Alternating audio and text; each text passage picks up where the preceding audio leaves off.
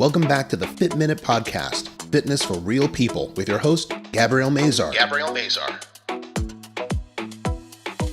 On this week's podcast, Gabrielle interviews mindset coach and neuroscience expert Zahra Karsan, the CEO of GetZENd and author of 6 Weeks to Happy.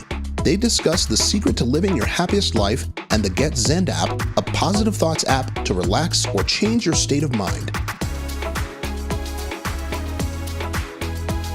And now here's your host, personal trainer and stretch therapist, Gabrielle Mazar.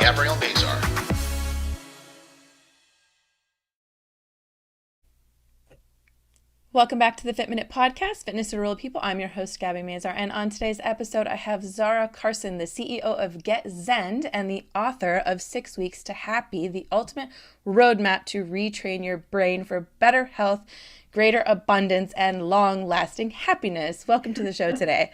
Thank you for having me, Gabby. Yeah, thank you so much for coming on the show. Why don't we get started by having you tell us a little bit about yourself and what GetZENd is? Sure. Well, my name is Zahra Karsan. As you said, I have a background in neuroscience, positive psychology, and mindset coaching and consulting. And I've done many things, from being a management consultant and executive coach, running big projects up to 45 million, to having my own coaching practice and working with individuals, from different ranges, from students all the way up to C-level executives. And I started seeing patterns in the data, and that I wanted to really understand, what are these patterns in human behavior that I'm uncovering here? Because they were sort of revealing themselves to me. And I thought, this is fascinating. And I think this could be really powerful and really help people. So then I went to study neuroscience and positive psychology. And I realized, oh my God, the data is all just confirming everything I was seeing in my coaching practice over so many years. And I said, okay, this is a book. I was searching for a set of tools that I could teach people to help them start coaching themselves. And I realized there was so much unnecessary suffering and so much unnecessary stress in our lives, because we are wired for survival, and it sometimes works counter to our goals towards health, happiness, and wealth. And I thought, well, I became fascinated with that gap. And so I thought, why don't I build the most powerful and easiest set of tools into a program that I could teach people over a 6-week period, and it'll retrain your brain and bring us back to balance so that we can just live life in a more empowering way. And I put that all into the Rewire system, which is incorporated into the book called 6 Weeks to Happy. So I'm very happy to share that with you and your audience today. Yeah, so you created the best-selling book, 6 Weeks to Happy. What exactly is in that book? What exactly is it? How does it help to retrain people's brains? What value does it bring to people to create happiness? Sure, great question. Well, first of all, we evolved to be really good at survival. So, a perfect example of that is our built-in negativity bias. So let's say you have a great presentation, or at work or at school even, and, you get 99 people come up and say, oh my God, you did a fantastic job. You hit some amazing points, really well done. And you have one tiny little criticism that goes something like, oh, I wish you would have included an example about X. And what do we fixate on? Do we focus on the amazing 99 people that came up to us and said, I really connected with your material? Or do we focus on that one little criticism? Well, we focus on the criticism because that's an example of how we're wired. So we are wired, that's called a negativity bias. And where that stems from is that we were built to be on high alert for danger. Our animal self, our Homo sapiens sapiens self, our brains sort of evolved in 3 different stages. So we have one that manages our stress response. That's the old reptilian brain. Then on top of that was formed the mammalian brain, which houses our thoughts and emotions and memories, our encoded memories. And then we have the neocortex, this third part of the brain. That's the newer part of the brain, and that does our critical thinking. So now you can already see why we have some inner conflict, because, for one example, there are 3 parts of the brain that evolved with different purposes. And so if we evolved to be good at survival, those survival patterns, those there's limiting beliefs, and then there are what I call fear patterns that are attached to those belief systems. And it could be around health, it could be around our feeling worthy or deserving of love, in terms of how we feel secure and supported in this life, in terms of our views around money and creating wealth. And they stop us from really having a life that we could really love. And, I think you can define success. In the past, it used to be defined in terms of money, fame, and power. But nowadays, we're all a little wiser. We're all a little more emotionally connected. And we realize we need to incorporate a sense of physical well being for sure, because if you don't have your health, you have nothing. And then we need to also incorporate a sense of mental and emotional well being as well. We need to start looking after ourselves better. And too many people are far too stressed, and so I sort of took a process based, like a corporate approach to our personal lives. And I thought, why don't we use the same set of strategies? If we can get a plan to deliver something successfully, part of what we included in that planning was to understand what are the barriers to success. So you're managing your risks. And we don't do that as human beings in our personal life, right? Like, what Right. are my barriers to success for being a healthier, in a physically healthier state of mind and state of being, and in a physical body? And I don't mean having the perfect six pack. I mean having enough energy to sustain you throughout the day. So you wake up, feeling supercharged, when in fact most of us wake up feeling exhausted. So I thought, why don't I build a bunch of tools? And I took them from so many different disciplines because I thought I was the first guinea pig. It was really my own exploration that turned into a coaching practice, that turned into a book. And I thought, what are the chances anyone has all of these different disciplines in their purview that they can share with people? And it showed up so quickly as a set of quick and powerful tools that people can implement in less than 10 minutes per day to really shift away from that old survival based thinking. And all it takes is some key tools to bring what's unconscious to our conscious awareness. And so I developed a set of tools and a 6-week program to help people do that for themselves. It's interesting. I just saw recently kind of a timeline of like from the Big Bang to the creation of life on Earth and the human life on Earth. And really, if we think about it, how quickly we have developed from, the Homo sapien and having, Homo erectus, Homo sapien, Homo, to where we are today. Yes. The evolution, let's say in a year's time, if we took it from January 1st would be the Big Bang, December 31st at 11:59:01 would be the creation of human life. January 1st at 11 or December 31st at 11:59 and 31 seconds would be where we are today. Or 31.31 would be where we are today. So the evolution of human life is so very, very, very small in consideration of how long the earth has been around, right? So Yes. a technology and the brain and how we work, it moves so quickly that we're trying to keep up with it.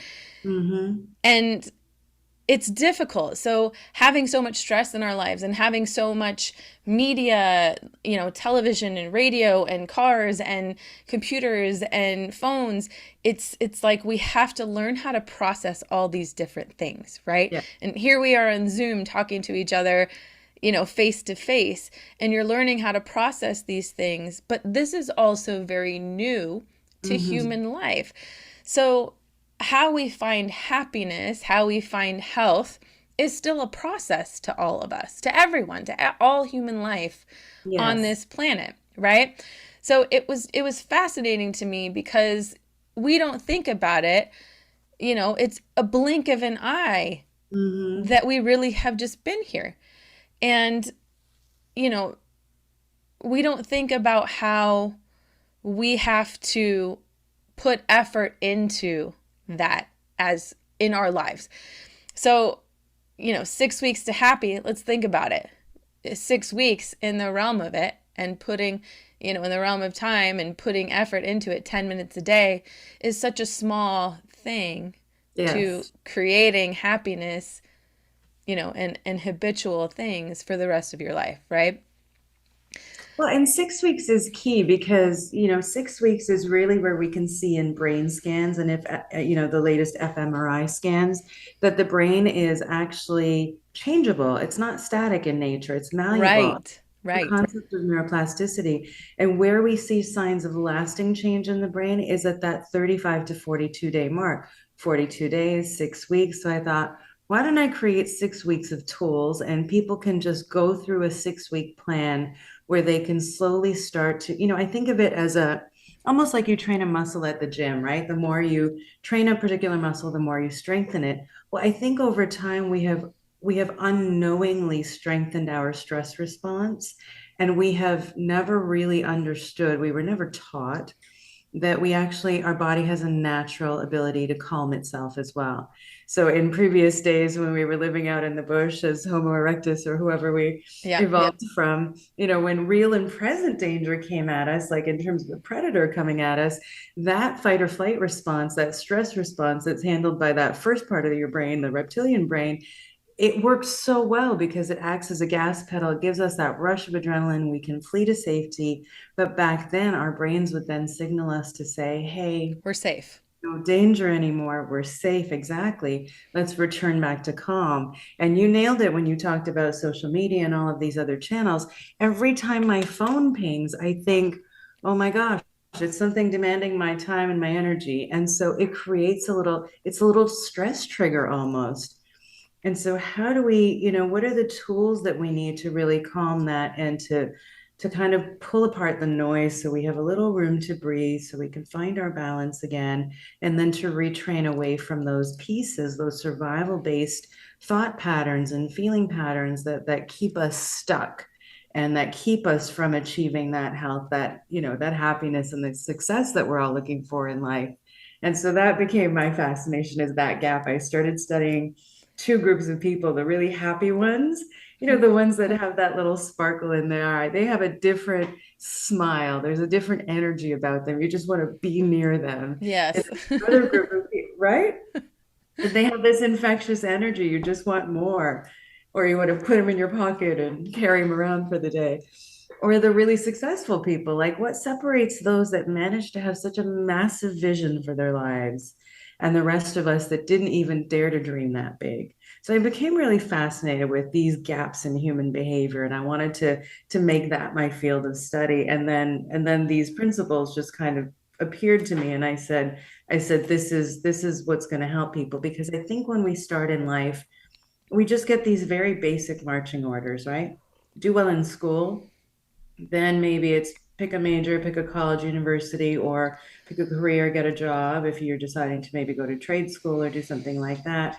And then it's, I don't know, work your way through the corporate ladder, up the corporate ladder, get the house, get the car, get the kids. And where is happiness in there? There's no discussion of it. And so most of us have just kind of like stumbled and fumbled our way through life trying to understand what this is and how do we feel at peace, and is peace part of happiness, is joy part of happiness, is gratitude part of happiness.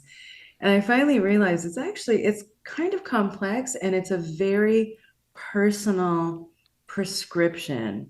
What would make you happy, Gabby, is not going to be exactly the same for me or my Sure. spouse, my family members or my kids or your friends or your colleagues. And so it really has to be a prescriptive plan that's really personalized to the things that bring you joy and make you feel the most excited and most alive.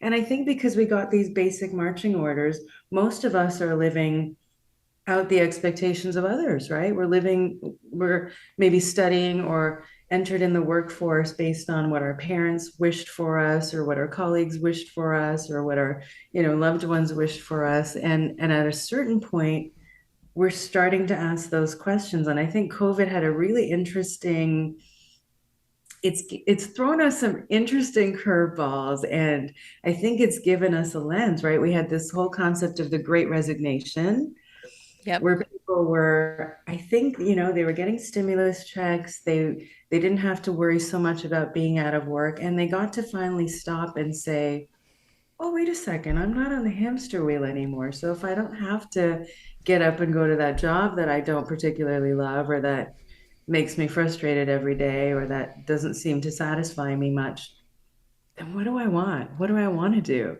And now there's the great boomerang, because people have left their jobs and now they're going back, and they realize, oh, well, guess what? Wherever you go, there you are. So until you fix this thing called you, and you really tap into what is your winning formula for happiness and success, you're just going to take that set of frustration, you're going to move it from one job to the next, or one city to the next. And so I think we really need to figure out who we are authentically meant to be. And the more we align with that, happiness starts to really show up for us. And success does as well. It's amazing. Yeah, I think you're right on two parts. One, that 6 weeks, a lot of like trainers have 6 week programs because it creates that habitual Yes. movement. You're doing something for 6 weeks and then people tend to continue. I mean, obviously people do drop off, but you have people that stick with it for 6 weeks and then you have now created a habit. But also I do really believe that COVID did change a lot of things for a lot of people. And also, aside from the Great Resignation, people went, oh, I do want to concentrate on my health because my life is more important than that hamster wheel. And Yes. how I feel is more important than going to work every single day for somebody else.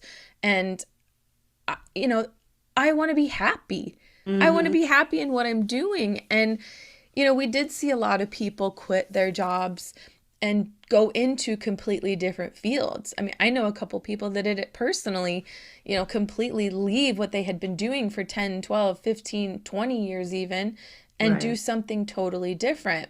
And it's interesting because it shined a light on things that people were really, really not happy with Hmm. for the first time in who knows how long, And I don't think we really have looked at that.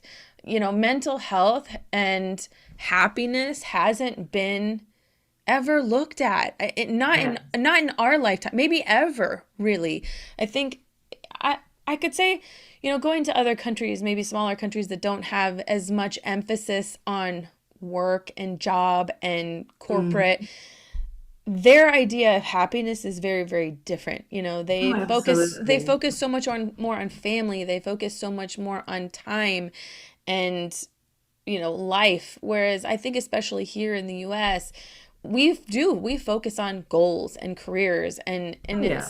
it's you're always in that fight or flight. You're right. Hmm. Your phone goes off and it's like, and here I am, with my Apple Watch. Every time it goes off, I it's can't get an Apple Watch. it's constant. It's Yes, it is. constant. Yeah. And you really have to take a look at that. But so actually talking about corporate, you have a unique focus on workplace wellness, and the challenge of careerists. Can you Hmm. explain a little bit what is the careerist? Can you explain a little bit about like your work wellness take on workplace wellness? Oh, sure. Well, let's define careerist first of all, because not everyone wants to be a business owner, entrepreneur. It's a different mindset. It requires independent thinking, but a much larger risk taker, and it's not for everyone. So the Mm-mm. careerist is really, people that enter into a career field and choose longevity, and so they're going to work their way up a corporate ladder. They're maybe going to stay at a company 5, 10 years, maybe 20 or 30 years. They may do a number of different roles as they navigate and find work that they enjoy. So that's what I would term a careerist, is basically not the entrepreneur, but somebody working for someone else in a career where they can excel at. And, some people are happy here. Some people are happy with an accelerated career path. So it really just depends on you. But in terms of workplace wellness, the program 6 Weeks to Happy is actually going to be morphing into a corporate product called 6 Weeks to Workplace Wellness, and that'll be coming out next Q1 of next year. Because when I was in the corporate world, you know, I just remember years and years where we were downsizing in terms of staff, but the workload wasn't downsizing. The workload was staying the same or increasing. And so we were asked to do more and more with less staff, which meant everyone is pretty strung out. Most people I know wake up exhausted every day versus waking up feeling rested and balanced and joyful and excited about their day. And what we were getting in corporate back in the day was we would get access to a gym membership, and we would maybe have HR would bring in some wellness expert that would do these, either a lunch and learn, or they would do a 15-minute stretch break. That's not really enough to deal with this level of mental and emotional exertion and that level of physical exhaustion. So I think what COVID did, certainly for me, and because of my coaching background, what I was able to see, and it's funny because when you're a coach, you're still a human being at the same time. So although you can cognitively understand what might be happening to you, you're still experiencing these phenomenon as a human being. And so what I was experiencing was, at the start of it, when we all went into lockdown, it was such an unknown world, right? There was so much fear and frustration and anxiety. There was so much uncertainty, and we as humans don't process uncertainty well. And what happened was most of us would wake up, and you have that little volume knob, which is your stress and anxiety meter, I call it. And most of us would dial it down and we'd just get on with our day because we were distracted and we were busy, so we had to just get on with it. And when we got stuck at home during COVID, that volume knob somehow got turned up for us. And we all could not deny that level of stress and anxiety that was living within us. And so I think we all became a lot more aware that we need to handle our stress better, that we need to learn how to manage our mental and emotional health better. But most people aren't given the tools to do that. And so what I came to realize in this whole study of happiness and positive psychology and how the brain works is that we actually have a four-body system. We have a spiritual and energetic body. We have a mental body, an emotional body, and our physical body. So when most people think of health, and you're from the health and fitness field with the Pilates and the work you do in the fitness field, we think of nutrition and exercise. Okay, we might put in some stress management in there, maybe some yoga, breathing techniques. Okay. But we're really not looking at the mental and emotional. How well are we handling the things that we have to process in a given day? Are we managing our energy? Like I said, most of us wake up exhausted. We forget that we are energetic beings. So if you think of it in the world of science, that we are made up of atoms and energy, and we are like a battery. At the end of the day, we need to recharge. We can't exist without food, water, and sleep. And most of us aren't getting enough of any of those in the right ways to wake up feeling rested and recharged every day. So I think learning how to manage your energy and regulate your energy actually helps you build emotional intelligence, because if you take away the things that are exhausting you and you're not running on empty anymore, it's so much easier to learn how to manage your emotional self. And so that reaches you in your professional life because you're going to have less of a short fuse at work with frustrating situations and team members. You're going to have a lot less frustration in your personal relationships at home, because if you're not strung out and you're not exhausted, you're not going to act out. You're able to manage your emotions a little bit more. You're able to handle that situation or a life event that much better because it gives you a pause. Right. And so all of these tools were built in. And so the workplace wellness will be a lot of neuroscience and positive psychology techniques to help people take them through a 6-week program to better their mental and emotional health. And the minute you start to work on that, you can see results within a few weeks, because when you're just looking after your physical body in terms of nutrition and exercise, but you're not processing your mental and emotional processes, your physical body then becomes like an alarm bell. It becomes then your gauge for how well or how not well you're doing in other areas. And so there's so many physical ailments that Absolutely. manifest 100%. right? Because of 100%. stress. Autoimmune diseases, cancer, Thank you. Diabetes, heart disease. Absolutely. Yes, chronic inflammation, Yep. chronic pain and injury, all of that can be actually reduced once you start managing and you have the tools to actually manage your mental and emotional health better. Suddenly the body starts to heal itself because it's been screaming at you for years. Yeah, Yeah. so I'm very excited to be able to share that soon as well. So, can you explain actually what happiness is and how do you measure happiness? I mean, obviously it's different in how people find it is different, but Mhm. what actually is it and how can each individual measure it? Yeah, that's well, interesting question, and I'll answer it in two parts. So the first part is, how would you define happiness, I guess, right? Yeah. And then the second piece is what are the KPIs? Like what are your measures of success? Yeah. How will you know what's your evidence procedure for happiness? Like Right. how will you know Yeah. when you actually reach there? And it's so funny because so first I'll define it and then I'll talk about the measures of happiness. So it's not an easy answer. If it was, I think we would have all figured it out at this Sure. point. We'd all Just be like skipping being, around in the fields. there you go. Just like being in the best shape of your life. We know the equation. It's eat healthy and exercise Right. more. We know the equation, but reaching there is not as simple, right? So why is that? And so as I was looking to try and define happiness, I realized, well, it needs to incorporate a state of optimal physical well-being, because again, if you don't have your health and if you're in pain, then your life quality is diminished already. So you need to be in optimal health. You need to have enough strength and vitality and energy to get through your day. Okay. Next, it needs to incorporate a mental and emotional state where you feel like you are more in control and empowered with how you want to think and feel in any given day, because most of us wake up feeling stressed and tired, and then that plays out throughout our entire day as if we're on autopilot. Well, how do you shift that language? How do you shift the mindset? How do you shift the story? Because I promise you, if I ask you, if I asked 100 people, how do you want to feel today? Nobody's going to say to me, I'd like to continue feeling as stressed and anxious as I did yesterday, because that was really, really fun for me.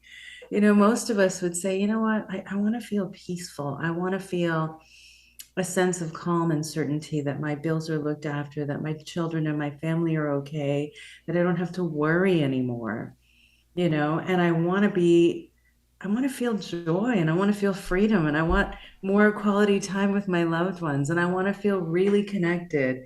And so I thought, happiness really needs to incorporate the four bodies, aligning with who you are authentically supposed to be in this world. And so that means looking at your needs and looking at your values and looking at your personal prescription for what is happiness for you. And so in this book, we go into all of these tools and how to break that out into hours per day and per week. So you know what your personal plan looks like. And so, to define happiness, I would say it includes optimal physical well being, but also a state or a mindset where you can intentionally or consciously choose how you want to think and feel in any given moment so that you're living a life of peace, one that excites you, one that brings you as much stability or adventure, whatever your values are, because they're on two opposite ends of the spectrum, but we all need both. Sure. And so, what is that winning formula that really makes you feel your very best, your most joyful, your most certain and deserving and worthy of being here? And it includes purpose as well. And then, what are the measures of happiness? Well, if you look at countries like Bhutan, who started measuring gross national happiness, and I happen to work with some of the most prominent members of Bhutan, from the royal family down to the former minister of education and the chairman of the Reiki Center for Happiness in IIT in India, which is like the MIT of this world. And he's got a happiness school, which is incredible. So I've had the opportunity to work with some extraordinary people. And in my research of how do you measure happiness, well, it's all self-rated. Nobody can tell you you're happy but you. So you have to be able to measure yourself. And so there's a few different rankings. One of the happiness assessments works on life satisfaction, like how satisfied are you with the different areas of your life. And another works on social comparison. And what we've actually found is social comparison is counter to happiness. Do not compare yourself to others. It's really all about you. And so the final, what I settled on, and I use this as an assessment in the book so that you can measure your progress as you go. And it's, what are the measures of well-being and what are the measures of happiness? So one of them is sleep quality. If you're not handling your stress, if you're not processing past life events and past trauma, if you're not handling your mental and emotional processes, you're not going to be sleeping well. The minute you start doing something right, your sleep quality improves almost immediately, doesn't it? Mm-hmm. So that's definitely one of the measures. The second measure is, how much physical tension are you feeling in your body? Some of us aren't even aware of how much physical tension we hold, whether it's tightness in our chest or, our shoulders. And as a coach, you learn to read somebody's entire physiology. Are they sitting up? Are they leaning forward? Are they slumped in their chair? Are they sitting up straight? Are they sitting confidently? Are they aligned? Do they have that sort of energy flowing throughout their body? Where are their shoulders? Are they up by their ears because they're so tightly wound and stressed? What is their breathing like? Is it shallow? I remember going to a doctor's appointment once, and I had a nurse just setting me up for a dermatology procedure, and she was breathing so fast. I thought she was about to have a heart attack. I had to stop and ask her, "Are you okay?" So, what do you mean? I said, "You're breathing so fast. I feel like there's something really wrong." And she said, "I didn't even realize." And Hmm. I mean, it sounded to me like tachycardia. Like, it sounded to me like her heart was racing through her Yeah. chest. And so some people aren't even aware. So that's another gauge is, how much tension do you feel in the body? And then another gauge is, how many feelings, how are you able to manage your emotional levels, your energy levels? And then the last one I've used in this book is, what are your overriding feelings throughout the day? Do you have more feelings of stress and anxiety, or do you have more powerful, elevated emotions like gratitude and hope and love and compassion and joy and freedom? Because the more you do this work, the more you're moving away from stress, fear, and anxiety and towards happiness and stability and feeling joy and freedom and all of those wonderful gushy little emotions that bring us light and make us feel like we're really thriving in life. Yeah. So Great you question. you have an app. It is called the GetZENd app. Can you Yes. explain a little bit about it, what it does, what exactly it is, and how people can find it? Sure. Well, it's in both app stores and Google Play and on the Apple App Store. And I wanted to take all of these tools. That was my first attempt at trying to give people these tools. I thought I had found my own way of finding peace and feeling excited about my life and moving beyond survival and towards thriving. And I said, why don't I build all of these tools into an app so we can just take a no-brainer approach to this, and you can do a 15 or 20-minute guided meditation.